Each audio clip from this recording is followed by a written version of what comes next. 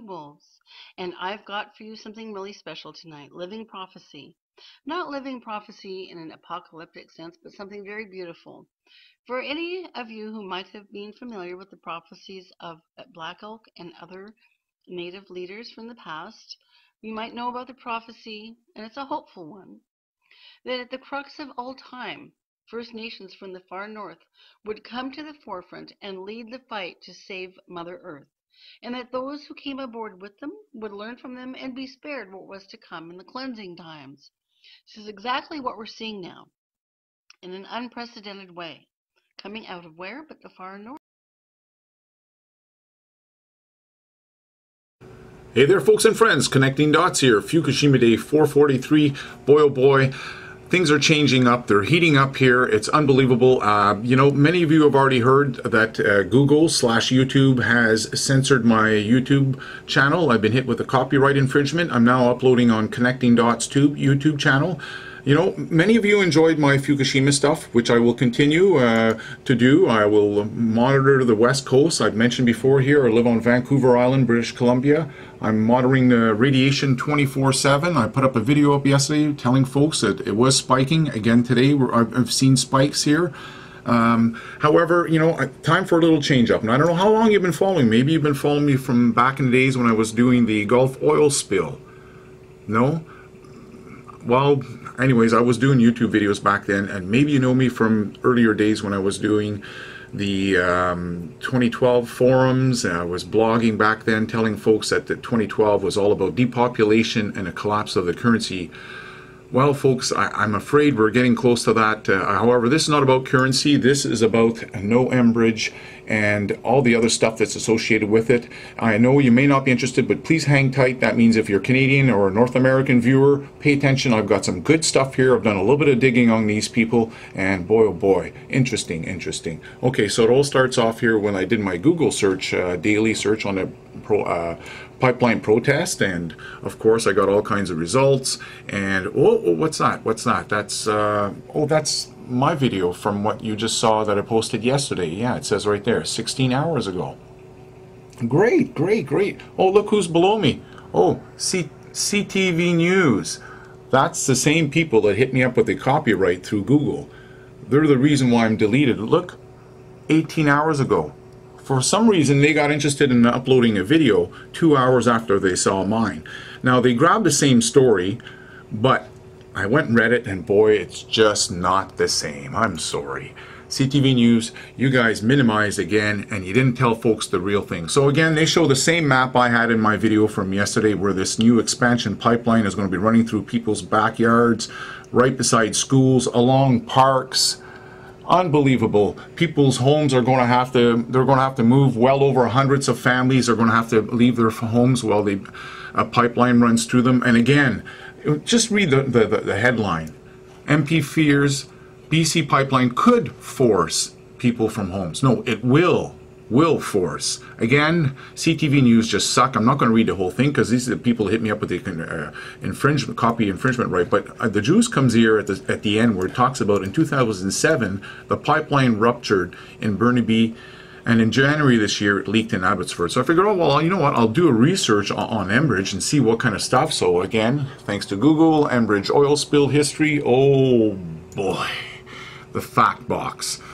Now, like I said, American or Canadian, no matter where you are, if you saw the beginning of this, if you've done some 2012 research like I have, you believe there's depopulation coming down, here's a chance for you to get off the frickin' couch and take a proactive approach here. Maybe you can't join this protest, but you can probably Google and find one in Canada or the US. I'm going to follow here and show you a bunch of stories I've dug up. I hope you pass this along to folks. It's only with you and your thumbs up and sharing this info will other Canadians and Americans wake up to what's really going on. Okay, so I'm not going to read everything here. As per usual, you go click on the Show More tab in all my videos. You'll find the links to every story that I present. But this one here, you know, you get a link, you get to see all the different leaks that's been going on just in US alone here, and the stories. People have died, workers have died. The funny part is some of them could have been well avoided if Enbridge had just followed the recommendations that have been put out. Like, I mean, right here, here's the best one here. That's where the 2 workers died. Yeah. They talk about it was following an incident which resulted in a pipeline closure of up to 20% of U.S. crude imports were temporarily halted. Enbridge was fined for allowing pressure on the pipeline to exceed the recommended limits. You know, again, they don't follow the recommendations even when you put them out there. And you think things have changed?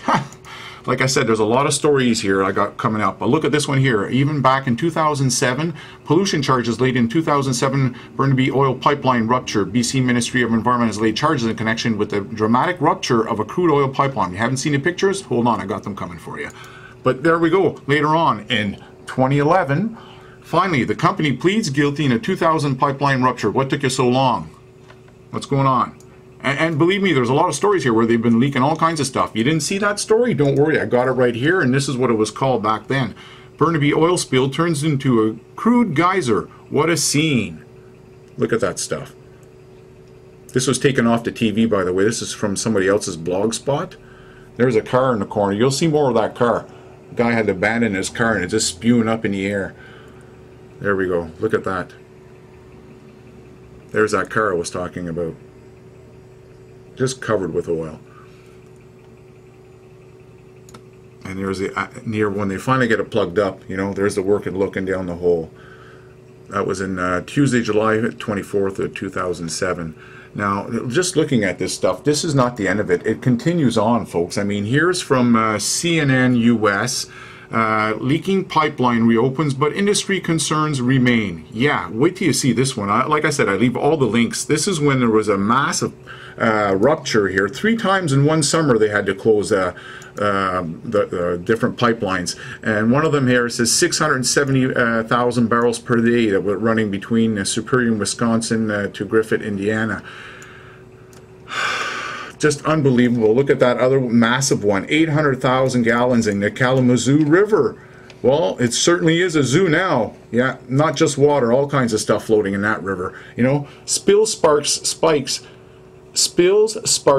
and gasoline prices. Great. So we got to pay for it at the pump, and our environment's got to pay for their spills too. Enough is enough with this bullshit. Are you going to sit back and watch and take this stuff, folks? Like, seriously, come on. Come on. Look at these lines. Look at this here, what goes on here. Where did he say? Right here, he noted that in a hearing prior to the spill in Michigan, Enbridge's vice president of U.S. operations touted his company's ability to detect problems in the pipes. His company's ability to detect the problems in the pipes. You got to be giving me a break. Give me a break. Come on. What kind of crap is that? But right, look at this.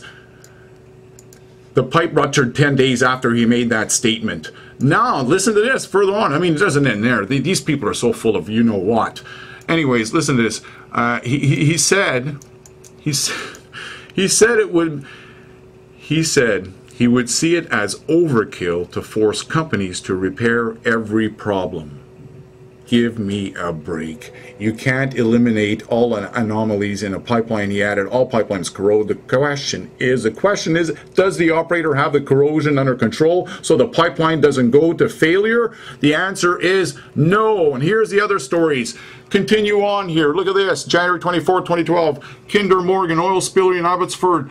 It's all the same company. Timely reminder of pipeline expansion. Look at this.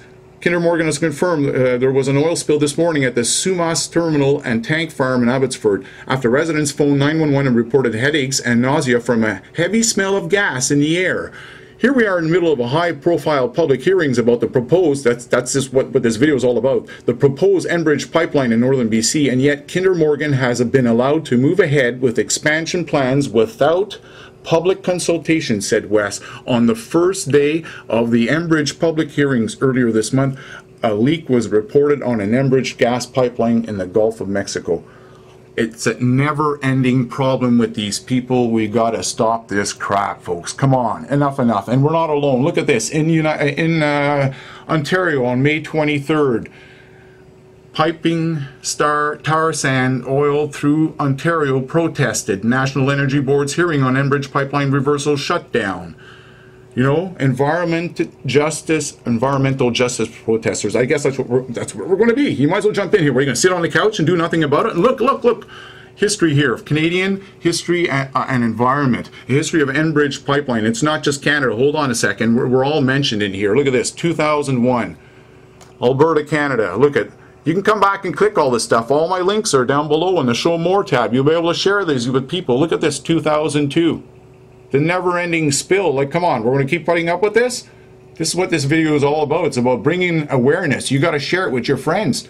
If we don't do anything, well, what are you all, you're going to wake up one day and what? We're all going to be sitting in this black stuff? Come on! Enough is enough. Time to wake up here. It's 2012. Time to wake up. This is how I got all into this stuff. I did my 2012 research myself. It's for you guys to wake up now and pass this along to other people. I can't do it alone. Come on.